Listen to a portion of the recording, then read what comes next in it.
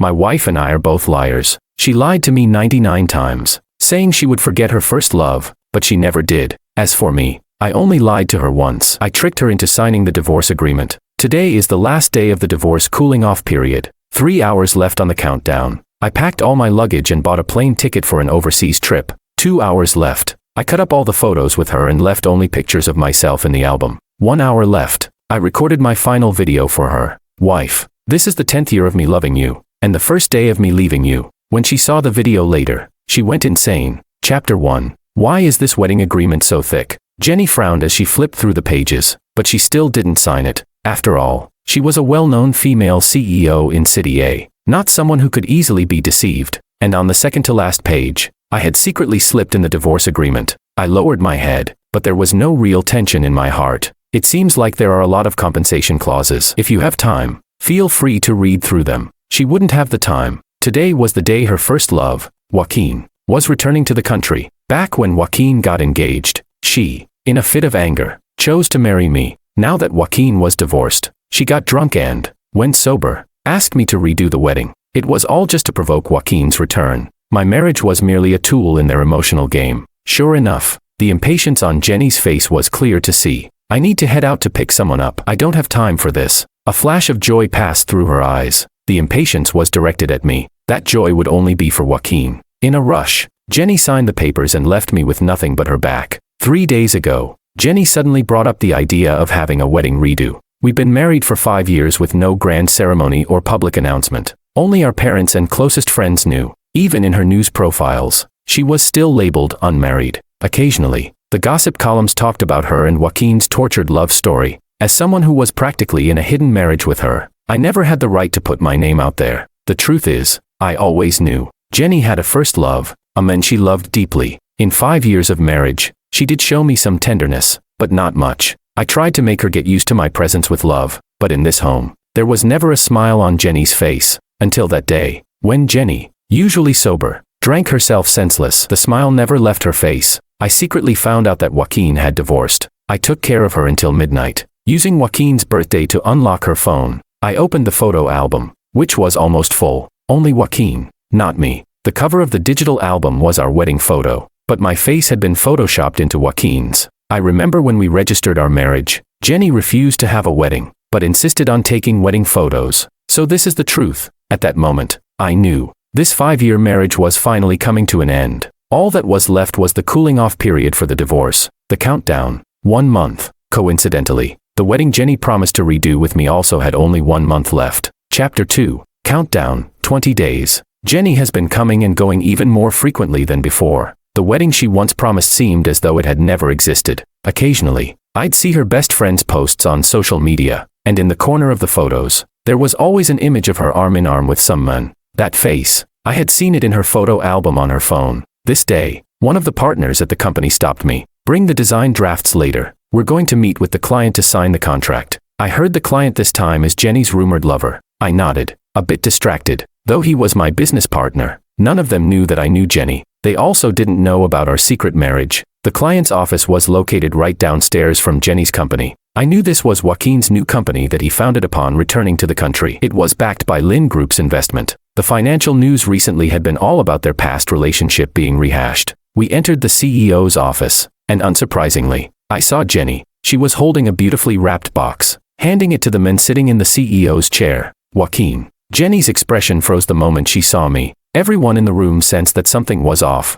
Joaquin's gaze toward me was tinged with amusement. And who is this? He asked. Jenny fell silent, seemingly pondering how to explain. I smiled and introduced myself to everyone. My name is Angelo, and I'm the designer for this project. I'm also Jenny and I said in unison, a college classmate. As soon as the words left our mouths, my hand that was holding the design draft began to feel cold. My fingertips left a mark on the paper. This wasn't the first time I had to cover for Jenny, and it wasn't the first time Jenny had tried to hide my identity. The so-called secret marriage had hidden our true relationship, but it also made clear the inevitable conclusion we were headed toward. The business meeting didn't go smoothly from there. Jenny resumed her role as a business elite, representing Joaquin, and pressed hard during the negotiation. Reduce the price by another 10%. Jenny pushed our profit margins and bottom line to the absolute limit. My partner hesitated for a moment, then gritted his teeth and agreed. All right, Jenny really lives up to her reputation. She knew our bottom line perfectly. Jenny turned her head, and for the first time, she didn't dare to look at me. This woman was indeed as ruthless as the rumors said. Only now, she was using it against me.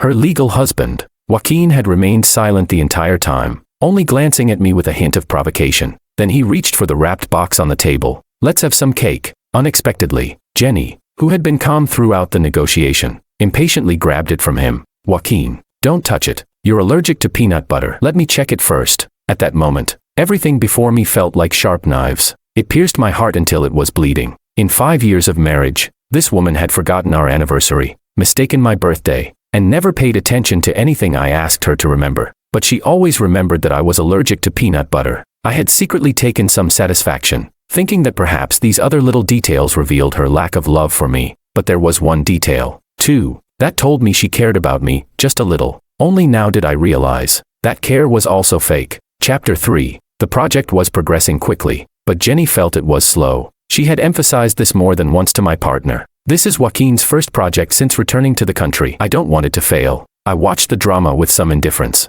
After the negotiations that day, when we got home, Jenny hesitated for a long time on the sofa. Eventually, she explained to me, after all, we're still in a secret marriage, and haven't found the right opportunity to explain it. We'll make it public, eventually. Right now, our priority is to handle this project well. I nodded without comment. I didn't remind her that the real priority seemed to be our upcoming wedding, and I definitely didn't remind her that by that time, the divorce cooling-off period would be over. After all, in her eyes, Joaquin was still the most important. During the project, Jenny deliberately avoided any action that might reveal my meetings with Joaquin, but it still raised suspicions from my partner. He asked me with some curiosity, "Did you and Jenny have something going on before?" I chuckled. "No way." My partner sneered. "She's looked at you several times with this guilty look." Clearly a woman feeling guilty, looking at her ex. I paused, then thought back for a long time. I had noticed it, but all the past made it impossible for me to confirm the meaning behind her gaze. The countdown began. 10 days. That day was supposed to be the regular project meeting day. Joaquin talked to me for quite a while, both intentionally and unintentionally, and I could tell he probably guessed the nature of my relationship with Jenny, but I still responded politely.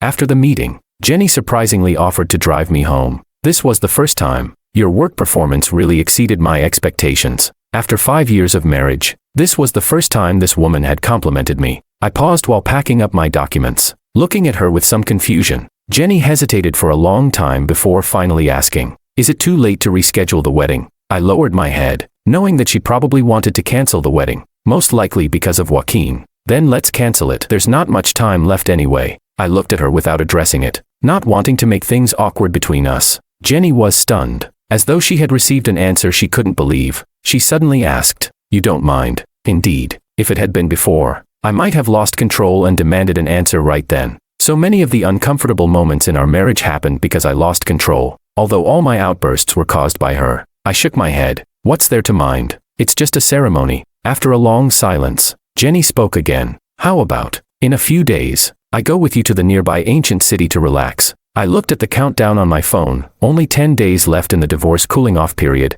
and rejected her offer. Her hands on the wheel stiffened, nearly running through a red light. "How about the beach? Or that Western restaurant you've been wanting to go to?" Jenny suggested several ways to relax, but I rejected them all. By the time we got out of the car, her face had gone from awkward and guilty to confused and displeased. I noticed her expression and suggested, "How about we go check out the old house?" The old house was where Jenny and I had lived when we first got married. I really did miss it a bit. Jenny froze for a while, as if trying to guess my thoughts. Even after I got out of the car, she stayed inside, sitting there for a long time. Chapter 4. The divorce cooling-off period. Countdown. 1 day. Perhaps we had developed an understanding, but Jenny and I had become almost unable to appear together at project meetings. However, sometimes when Joaquin wasn't around, Jenny would unexpectedly come downstairs at the project meetings. She wouldn't speak, just occasionally glance at me. I didn't really understand what was going on in her mind lately, nor did I want to understand. I began to move out little by little, trying to do it without her noticing, but she still found out.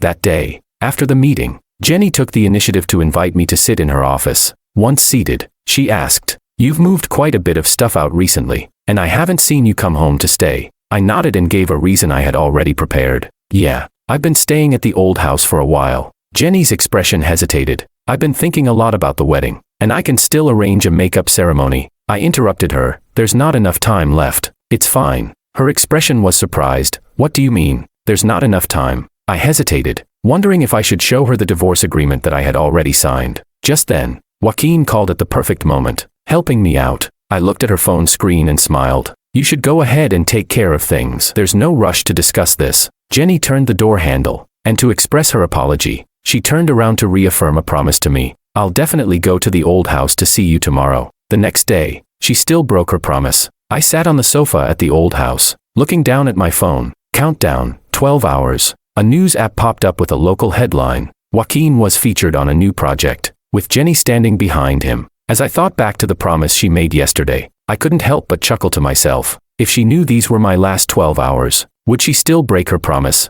Maybe she wouldn't. Maybe she would. But the answer no longer mattered. I spent a few hours tidying up the house. In the empty old house, there wasn't much of my stuff left. It was just the place where we had gotten married, and I still missed it. I called my partner, although I had already informed him. I still said my goodbyes. Then, I called the lawyer. The divorce agreement was notarized a month ago. I don't need to do any more paperwork. Right. The lawyer's reply was brief. No need. After a pause, I could hear his congratulations. Congratulations, Angelo. I smiled and hung up the phone. I quietly stayed there until evening. Countdown, 3 hours. I packed all my belongings and bought a plane ticket for the next day. Countdown, 2 hours. I cut up all the photos of her and me, leaving only ones of myself in the album. Countdown, 1 hour. I neatly placed the divorce agreement on the table. I had thought about leaving a note, but in the end, I decided against it. All I could do was silently think to myself, wife, this is the last time I'll call you my wife. I loved you for 10 years. Loving someone for 10 years is very hard, but I've chosen to let go. Congratulations to you, and to me.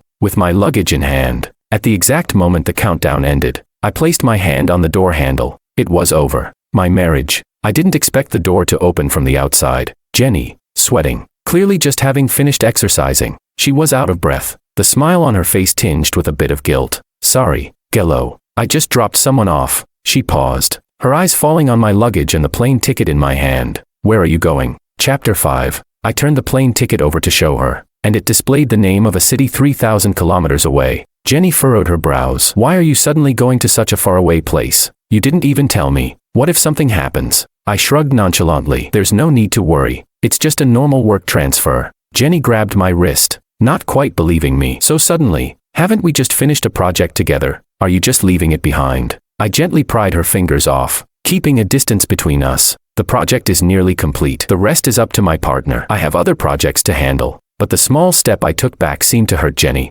She looked at me with a confused expression, her outstretched hand trembling slightly, but she wouldn't let it drop. It was as if she sensed something and asked me, When will you come back? I shook my head and smiled. I'm not coming back. Sadness immediately crept over Jenny's face. She stared at me in disbelief, trying to reach for me, but I kept stepping back, avoiding her. She looked like a dog that had just been abandoned, wanting to approach but too scared to do so. In a rush, Jenny ran out, bringing back a huge bouquet of roses. 999 roses. It was the affection Jenny and I had never received from each other. From our dating to our marriage, Jenny held the bouquet out to me. On my way here, I already prepared the wedding. For this weekend. Gello, don't go. Didn't you always want this wedding? This week, I'll be with you. I looked at the enormous bouquet of flowers and thought back to when we first got married, when I had asked her for just one rose. At that time, Jenny had refused. Later, I found out in her journal that, in her heart, a love rose could only be given to the person she truly loved. Now, seeing this massive bouquet, the joy I should have felt was replaced by an overwhelming sense of calm. It seemed I had truly let go. I took the bouquet from Jenny's hands and, in front of her, tossed it into the trash can at the old house's doorstep. In an instant, Jenny's expression shifted from surprise to bewilderment. I thought I would feel thrilled, feeling like I had succeeded in my revenge, but I didn't. Jenny's every attitude had long since stopped affecting me. Angelo, Jenny called my name, but she couldn't get the next words out. It was as if saying anything would be rejected, as if nothing she said could get the answer she wanted. I don't need your flowers. I'm leaving now. Goodbye, Jenny. This was the first time in 5 years I had said her name so seriously, and I hoped it would be the last. I dragged my suitcase out the door, and the massive luggage took everything I had from the old house with it. Jenny looked inside, and the place seemed empty, devoid of life. What I left behind was no different from a show home. Jenny finally grasped the most off-putting detail, panicking as she grabbed my suitcase, asking, Are you really not coming back?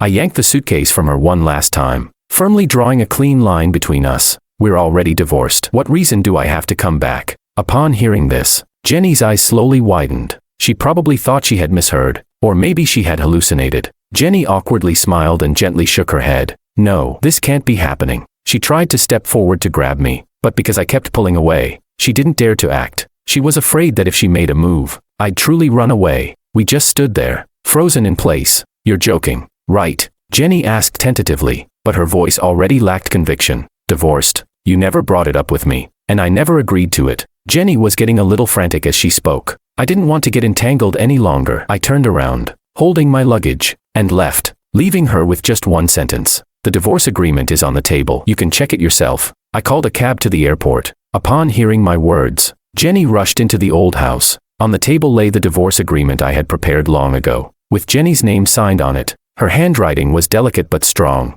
Jenny wouldn't fail to recognize her own handwriting, but she didn't know when she had signed her final farewell to me. On my way to the airport, I received a call from Jenny, but I didn't answer. Instead, I pulled out my SIM card and snapped it in half. The driver, seeing my actions, couldn't resist teasing me. Did you have a fight with your girlfriend? I denied it. No, just my ex-wife. The driver was a chatterbox, and once he started, he didn't stop. Is it really necessary to divorce and cut all ties? Did she cheat on you? For a moment, I didn't know how to answer the driver's question. No one knew whether Jenny and Joaquin had done anything. Even if she cared a lot for Joaquin, she always managed to keep it within safe bounds. She was untouchable. Joaquin also acted like a proper gentleman, looking like nothing more than her good secretary. Kind of, I replied. When the driver heard that, he became even more animated, complaining about how today's men don't care about family, just like his son-in-law. It seemed like I had touched a sore spot for him, and so I just listened as he rambled on for quite a while. Before I knew it, we had arrived at the airport.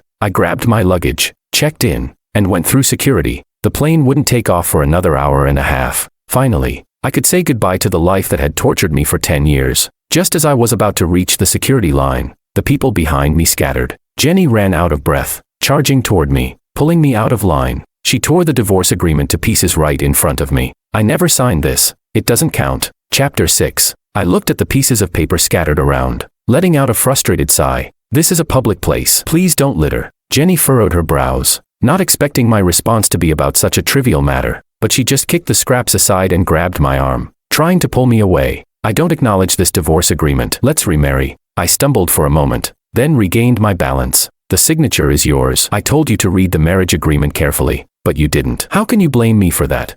But Jenny didn't listen to me. She just kept pulling me. No matter how much she tugged, I didn't move. I knew she wasn't using force. She was just testing me, trying to get me to walk with her. I'm a stubborn person by nature. I was like this when we were dating. Once I make a decision, I stick to it. The only person I ever gave in to was Jenny. Whenever Jenny asked me for something, I would give up my principles for her. 4 or 5 years, again and again, Jenny crossed my bottom line, making her believe that if she wanted something, I would change everything for her, because I loved her. And now, she was trying to pull me, trying to make me change my decision. But I stood my ground, unwilling to budge. Jenny held onto my hand, but eventually, she let go. She knew I didn't love her anymore. That day at the airport, Jenny stood in the middle of the scattered paper, surrounded by people coming and going, whispering to each other. She had never experienced these things before, yet she didn't move an inch. She gathered all the scraps of paper, keeping them close, as if guarding them meant I would return. But I had already boarded the plane heading to the other end of the country. I watched the plane weave through the clouds, completely oblivious to the pity play Jenny was putting on at the airport. I landed in the unfamiliar coastal city with a light heart. I bought a new SIM card and first contacted my partner. Then I blacklisted everyone in my social media who had any connection to Jenny. I didn't watch any of the videos they sent me of Jenny crying at the airport. I deleted them all, every single one. My phone was now clean, free of all the annoying reminders. I focused on building my new company here, shifting its business operations to this side. The busy life left me no time to think about women. It turns out that living without caring about women is so refreshing. My partner called me for an online meeting, excitedly telling me that the project over there had concluded perfectly. There had been many obstacles along the way, but fortunately, the final outcome was good and didn't affect our profits. I asked casually what had happened to the project after I left. Without much thought, my partner replied, it wasn't a big deal. It was the representative from Lynn's side, apparently. They were dismissed for a major mistake. I saw Jenny pampering him like a pet, and I thought there was some hidden intimate relationship. Turns out, it was nothing. I couldn't help but laugh at the news. Yeah, when Jenny and I were still married, she had no hesitation in slashing my prices for her own benefit. As for her relationship with Joaquin, it was just a phase of flirtation. A woman like Jenny only cared about herself. Chapter 7. My partner said he'd be coming over in a little while to help me expand the business here. We'd been partners for many years, so saying goodbye to him wasn't easy. Although I didn't expect him to come over as well, I felt truly honored. I had rented a small cubicle here as my office, and for now, the only employee I had was a young assistant. Every day, I'd take her downstairs to buy little cakes from the cafe on the first floor as a reward for a busy day's work. The woman who made the cakes was a beauty, long black hair, wearing a white chiffon dress. My assistant drooled every time we went. That afternoon, my assistant had to process a pile of data and needed a sugar boost, so I had to go downstairs to buy her some cakes. When I got there, everything was sold out, and the owner asked me to wait while she baked fresh ones. I sat at the bar to wait. The cafe had a tablet playing news and TV dramas. While replying to my assistant to calm her down, I heard Jenny's name mentioned on the news. I looked up, and there she was, wearing a ring on her hand, being interviewed by a reporter. "I've never seen you wear a ring. Could it be that you just got married?" the reporter asked. Jenny shook her head. "I've been married for 5 years. We just didn't make it public before due to various reasons." The reporters were all shocked and offered their congratulations. But then someone asked, "Why didn't you announce it earlier? Was there some unspoken reason?" Jenny's expression suddenly became quite dramatic. She furrowed her brows, gazed into the camera with deep emotion, and said, "I made him angry, so I didn't deserve to be acknowledged by him." In an instant, this heartfelt confession went viral on every media platform. Within 5 minutes, even a dramatic compilation of her love story was up. For a moment, I couldn't tell if it was because netizens were too idle or if Jenny had bought some online buzz. I just felt disgusted, like I had swallowed a fly. The beautiful boss brought out the freshly baked cakes and, seeing my expression, joked, "Why the face? You'd think you found a cockroach in one of my cakes." I replied to her, "You've made me sick with this video. Don't you think it should come with some compensation?" The boss laughed and grabbed another cake from the tray, handing it to me. "Of course, I'll compensate. Have a taste of this new flavor, and let me know what you think." I didn't hesitate and accepted her offer. A week later, my partner arrived, but because of jet lag, he was completely wiped out. I had to go to his hotel to take care of him. He handed me the materials for tomorrow's meeting with the client, and I was stunned. How could someone be so obsessed with work? But since he had collapsed, I had no choice but to go in his place. After all, it was our business. Whoever did it didn't matter. But as soon as I got to the hotel, I regretted it. I immediately called my partner. "You didn't tell me the client was Jenny." My partner, already on the brink of exhaustion, suddenly perked up when he heard this. "Impossible. I can't have made such a mistake." Just as my partner and I were still figuring out how this happened, Jenny walked up from behind me. "I applied to meet with your client. I wanted to see you." I turned to face her. Jenny stood 3 meters away from me, not daring to come closer. She was being extremely cautious around me, afraid that any wrong word might trigger me. "I know you don't want to see me, but I can't let go of you. Gello, please, give me another chance." I rolled my eyes. "What chance? Do you want a chance to get kicked out?"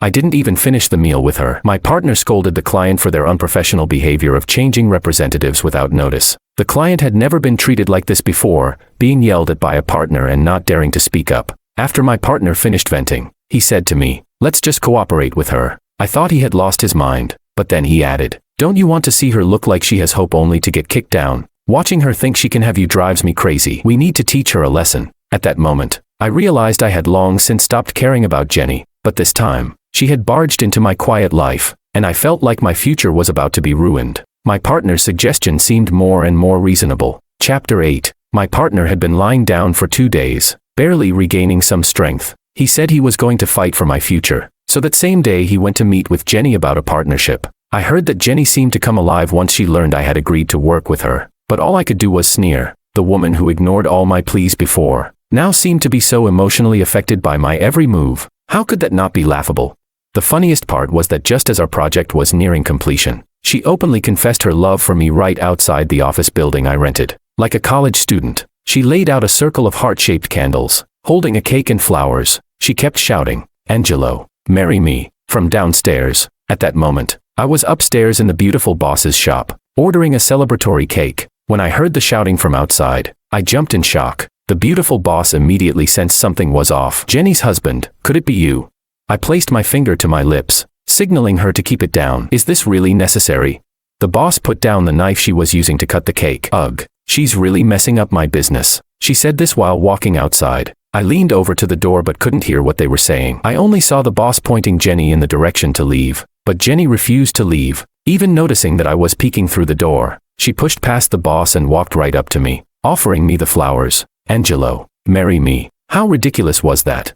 When we first got married, we had nothing. Now, 5 years later, a woman was proposing to me, but the sad truth was, I didn't want anything from her anymore. I tossed her flowers aside, kicked over the cake, and left her with just one word: leave. Not a single extra word. I didn't want to say anything more to her. Whatever scheme my partner had come up with, it didn't even bring me any satisfaction before she made it all so disgusting. Jenny couldn't believe I was so heartless. She stood up, trying to grab me, but the beautiful boss stopped her. Stop embarrassing yourself. Didn't you hear him? He told you to leave. Jenny was meek in front of me but acted tough with others. What's it to you?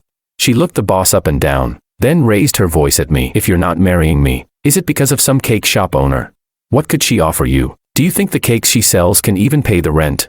I was so furious I turned around, ready to scold her, but I saw the beautiful boss shaking her finger in front of Jenny. You've got it wrong. My cake shop doesn't even have rent to pay. This building, it's mine. I'm just a little hobbyist who enjoys making cakes, she added. I was stunned. I had no idea that the beautiful boss was my landlord. I double-checked the contract, and she confirmed that it was her mother's name on it. Her mother was out fishing in the Pacific, so all the business at home had been handed over to her. Technically, she wasn't lying. I widened my eyes in surprise and then grabbed all the cakes from her shop, and I didn't pay. But the next day, I returned the money and explained that yesterday was just a joke. I knew she wasn't hurting for money, so I left a little decorative item in her cake shop as a thank you gift for her help. The boss didn't say much, but then she asked me, did you want her out of the picture?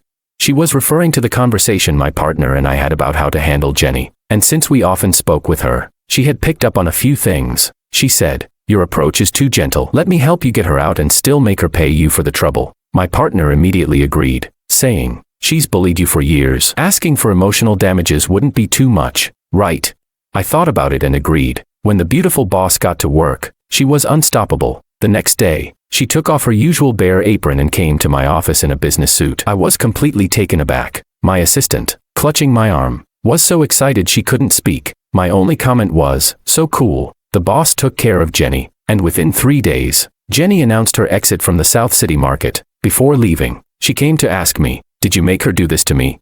I didn't answer directly, but Jenny just smiled. It's fine, as long as this makes you happy. I'll accept whatever happens. I never realized Jenny was such a masochist. Jenny, look ahead. We're done. She gave a bitter smile, nodded slightly, and turned to leave. After that, Jenny never bothered me again. My partner and I, under the boss's Spartan guidance, quickly moved out of the office building and officially started our own company. We held our celebration party in her cake shop, transforming the little cafe that usually smelled of cream and coffee into a spicy hot pot restaurant. Her shop still had the same annoying tablet, playing those unpleasant news programs. The news reported that Jenny, the president of Lin Group, resigned after her company went bankrupt and was restructured. I turned off the news and switched to a popular comedy show. Amid the laughter coming from the tablet, the three of us raised our glasses. Here's to our bright future, forever shining.